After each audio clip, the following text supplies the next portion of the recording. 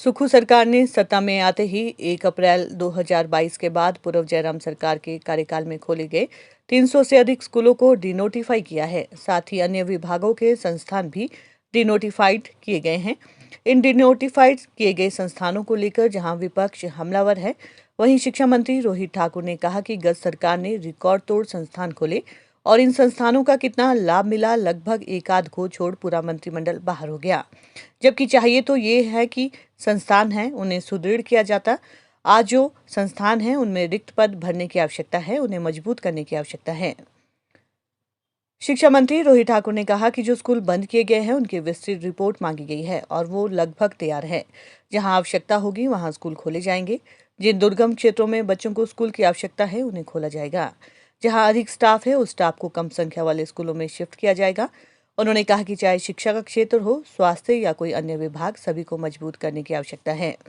वहीं उन्होंने कहा कि शिक्षा विभाग में चरणबद्ध तरीके से पद भरे जाएंगे। हायर एजुकेशन में 2000 पद रिक्त है, वहीं एलिमेंट्री में 10,000 पदों को बैच वाइज और प्रमोशन के माध्यम से भरा जाएगा। इसके लिए 1 माह का समय दिया गया है। उन्होंने कहा कि कैबिनेट में अन्य पदों की स्वीकृति लेने के लिए प्रक्रिया प्रारंभ है। उन्होंने कहा कि राजीव गांधी डे बोर्डिंग हो या अटल बिहारी वाजपेयी बोर्डिंग स्कूल, मकसद है शिक्षा को सुदृढ़ कर बच्चों को बेहतरीन शिक्षा उपलब्ध करवाना। सरकार का प्रयास रहेगा कि राजीव गांधी डे बोर्डिंग में सभी उत्तम सुविधाएं बच्चों को उपलब्ध करवाई जाए। साथ ही एनटीटी नीति को लेकर भी उन्होंने कहा कि गत सरकार की जो पॉलिसी है वो भी विचाराधीन है कि किस प्रकार इसे बेहतर बनाकर बच्चों के हित में बनाया जाए, इसके लिए प्रयास किए जा रहे हैं। विभाग माननीय मुख्यमंत्री की प्राथमिकता है और जैसे पहले भी उन्होंने दिशा निर्देश दिए, हमारे जो डे बोर्डिंग स्कूल्स बनने हैं पूरे हिमाचल प्रदेश में, उसके विषय में भी मैं समझता हूँ अपनी प्रेजेंटेशन देंगे और बहुत से पद रिक्त पड़े हैं उसके बारे में भी कैबिनेट में विचार विमर्श करेंगे। लेकिन अभी जो फॉर्मल एजेंडा अभी प्राप्त नहीं हुआ है, लेकिन ये जो 2-3 महत्वपूर्ण बातें शिक्षा विभाग से संबंधित है, इस पर हम निश्चित रूप से कैबिनेट में चर्चा करेंगे। सर, 1 अप्रैल 2022 के बाद जिन शिक्षण संस्थानों को डिनोटिफाई करने की बात हो रही है, क्या ये मसला भी जाएगा और क्या रिपोर्ट सबमिट की जाएगी, पेश की जाएगी एक तरह से कैबिनेट में? इसके बारे में विस्तार से रिपोर्ट मांगी गई है और जहाँ तक मुझे बताया गया है लगभग वो रिपोर्ट तैयार भी है और हमारा प्रयास रहेगा कि गुण दोष के आधार पर जहाँ स्कूलों की आवश्यकता है वहाँ स्कूल खोलने चाहिए। लेकिन मेरा व्यक्तिगत मानना ये कि आज के समय में विशेषकर अगर शिक्षा विभाग की बात करें, आज हमें जो ऑलरेडी आपके खुले हुए शिक्षण संस्थान हैं उनको सुदृढ़, उनको स्ट्रेंथन करने की आवश्यकता है और जो हमारा मैं समझता हूँ जो आपके एजुकेशन सिस्टम में प्रदेश में उसको और बेहतर हो सके, जो आपके पद रिक्त पड़े हैं वो भरे जाए, ये सरकार की पहली प्राथमिकता। और गुण दोष के आधार पर जहाँ जस्टिफिकेशन बनेगी तो वो स्कूल खुले, उसमें हमारी कोई आपत्ति नहीं होगी। सर, ट्रांसफर पॉलिसी को लेकर शिक्षकों की ओर से ये मांग उठाई गई है, विशेष तौर से टीजीटी कला संघ ने ये कहा है कि इस पॉलिसी को बनाने से पहले उनके सजेशंस भी लिए जाएं। सर, क्या कुछ ऐसा होगा? हमारी सरकार हमेशा सकारात्मक है, उनके सजेशन भी लिए जाएंगे और निश्चित रूप में जो पॉलिसी आएगी वो हमारे प्रदेश के हित में होगी, हमारे विभाग के हित में होगी और विशेषकर क्योंकि शिक्षा विभाग बहुत ही महत्वपूर्ण विभाग है जिसके माध्यम से आने वाली मैं समझता हूँ हमारी पीढ़ी जनरेशन, उनका भविष्य सुरक्षित हो सकता है। इस ओर हमारी सारी जो आपकी वैकेंसीज वो फिलअप हो, ऐसी नीति बने आपकी जहाँ पर सरप्लस स्टाफ है युक्तिकरण के माध्यम से, जहाँ पर आपका स्टाफ का अभाव है उन क्षेत्रों में भेजा जाए, ये सरकार की प्राथमिकता रहेगी। सर, जो छात्र संगठन चुनाव है हिमाचल प्रदेश विश्वविद्यालय में बहुत लंबे समय से वो नहीं हुए हैं, हालांकि ये पहले भी मुद्दा बनता रहा है। एनएसवाई ने भी डिमांड की थी कि छात्र संगठन चुनाव होने चाहिए। क्या सरकार इस दिशा में कोई प्रयास करेगी या जो सिस्टम चला है उसको ही अडॉप्ट ऐसे किया है? अभी इस बारे में कोई ऐसा विचार हुआ नहीं, अभी तो फिलहाल जो सिस्टम बना हुआ है वही चला हुआ है और आगे भविष्य की गर्व की बातें हैं। वर्तमान में तो वही है जो सिस्टम हमारा बना हुआ ऑलरेडी। सर, जो शिक्षण संस्थान अंतिम 6 महीने में खोले गए थे, पूर्व में चर्चा भी हुई है, क्या उसको लेकर सर कोई फाइनल डिसीजन हुआ कि क्या उनको मर्ज किया जाएगा या ऑपरेट किया जाएगा? किस तरह की स्थिति इस वक्त है? इसके बारे में मैंने पहले भी कह दिया है और जहाँ आवश्यकता होगी, जहाँ पर जस्टिफिकेशन बनेगी, मात्र मैं समझता हूँ अपनी रांति चमकाने के लिए अगर हम संस्थानों को खोलेंगे उससे ही। उदाहरण के तौर पे अगर पिछली सरकार की बात करेंगे, रिकॉर्ड तोड़ इंस्टीट्यूशंस 300 से ऊपर तो हमारे एजुकेशन विभाग में खोले गए।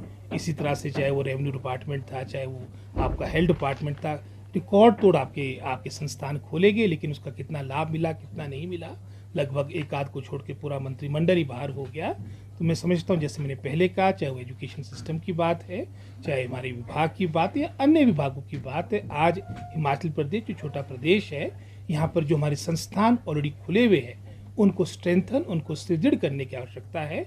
अपितु मैं समझता हूँ इसका तो अंत कोई नहीं होगा, लेकिन फिर भी जैसे मैंने पहले कहा, गुण दोष के आधार पे जो हमारे दुर्गम क्षेत्र है, जहाँ पर आवश्यकता है, हमारे को डिस्टेंसेस बहुत ज़्यादा है, बच्चियों को प्रॉब्लम है, समस्या है इस तरह की, तो निश्चित रूप में वहाँ के विकल्प भी खोले जाएंगे और गुण दोष के आधार पे सारे निर्णय लिए जाएंगे। सर, हिमाचल प्रदेश विश्वविद्यालय में री इवैल्यूएशन का रिजल्ट अभी तक नहीं आ पाया है। छात्र अक्सर ये मांग करते हैं कि वहाँ हमेशा रिजल्ट घोषित करने में देरी होती है। किस प्रकार से इसे ठीक किया जाएगा? और अभी तक वहाँ वाइस चांसलर की स्थायी नियुक्ति भी नहीं हो पाई है। छात्र इसके लिए भी लंबे अरसे से मांग कर रहे ये हैं। सारी बातें माननीय मुख्यमंत्री के संज्ञान में लाई गई है और शीघ्र अतिशीघ्र इसके बारे में भी निर्णय लिया जाएगा। Rohit ji, Rajiv Gandhi day boarding school के विषय में विपक्ष एक बात कहता रहा है कि जो हमने अटल आदर्श विद्यालय खोलने थे, अधिकारी उन्हीं की जमीन बता रहे हैं और सरकार भी है वो भी सिर्फ नाम बदलने का काम कर रही है। अटल बिहारी वाजपेयी जी जो हम सब के लिए आदरणीय नेता थे, जो उनके नाम से स्कीम बनी वो अलग स्कीम है, लेकिन सबका, चाहे वो राजीव गांधी जी के नाम से है, चाहे अटल बिहारी वाजपेयी जी के नाम से है,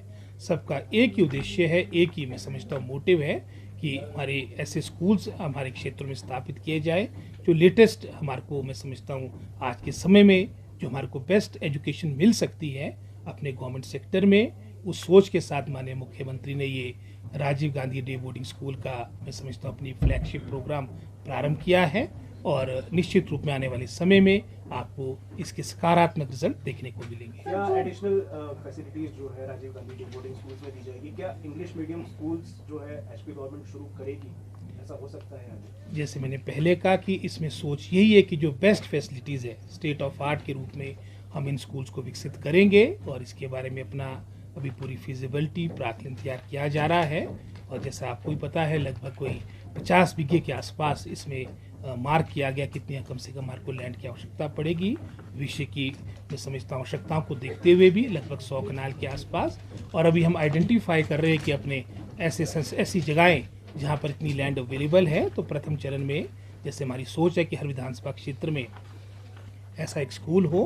प्रथम चरण में जहाँ पर भी हमारे को ज़मीन उपलब्ध होगी जो विभाग के नाम की जा चुकी है या हिमाचल सरकार के अधीन है, उनको प्राथमिकता मिलेगी। सर, जो 12,000 पद भरने की बात हो रही है, इसमें प्रायोरिटी पर कौन कौन से मसले रखे जाएंगे? इसमें हमारी पहली प्रायोरिटी ये है जो हमारा टीचिंग स्टाफ है, जिसमें आपने 12,000 की संख्या की बात की, लगभग 2,000 के आसपास हमारी हायर एजुकेशन में आपके पद रिक्त पड़े हैं, लगभग कोई 10,000 के आसपास हमारी एलिमेंट्री एजुकेशन में पद रिक्त पड़े हैं। हमारा पूरा प्रयास रहेगा, विशेषकर अगर हम बैच वाइज अपॉइंटमेंट की बात, उसमें तो हमने लगभग 1 महीने का समय दिया है, जो प्रमोशन के माध्यम से आपकी पोस्टें फिलअप होनी है, दोनों जो आपके अलग अलग स्तर पे आपकी रिक्तियां भरी जाएगी, 1 महीने का इसमें समय दिया गया। इसके अलावा जो हमने कैबिनेट से जिन पोस्टों की सैंक्शन लेनी है वो प्रक्रिया भी प्रारंभ है। सर, एनटीटी भर्ती को लेकर अभी तक क्या कुछ सोचा गया है? किस तरह की पॉलिसी बनाई जाएगी या पूर्व में जो सरकार की ओर से पॉलिसी तैयार हुई थी उसी को लेकर अभी जो पिछली पॉलिसी भी पिछली सरकार की बनी है, ये भी विचाराधीन है और इसको किस तरह से और इम्प्रूव किया जाए और बच्चों के हित में किया जाए, इस ओर अभी विचार किया जाएगा। इसको भी हम शीघ्र, मैं समझता हूँ, अंतिम रूप देंगे। धन्यवाद।